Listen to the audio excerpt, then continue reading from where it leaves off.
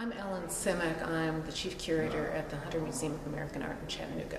And James Cameron was an artist that I know best who came to live in Chattanooga just before the Civil War.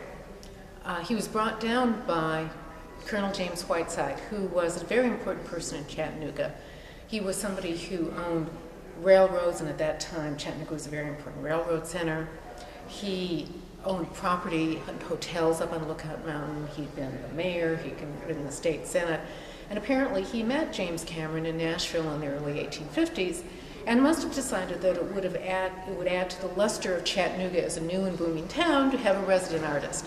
So it convinced James Cameron to come down to Chattanooga to live and be the resident artist there. And it must have been that through some of maybe Cameron's connections that he'd made in Nashville, or through Colonel Whiteside's connections, he did paintings around the state. And this is one of them.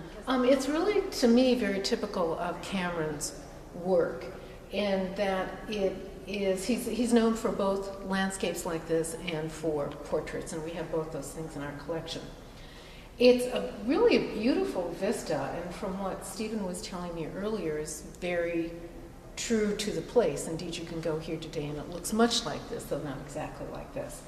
What's typical for Cameron is it captures a lot of detail, but there are some idiosyncrasies in his style. For example, in here and even back here, you can see a rather dark outline along some of his landscape, and that you see again and again in his works.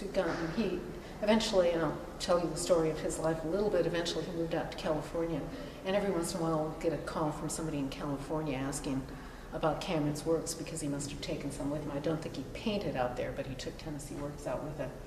So that kind of odd outline around various areas of the landscape is very typical of Cameron's work. And he is a very competent painter, but the deer are a little stiff, the trees are a little formulaic. So there's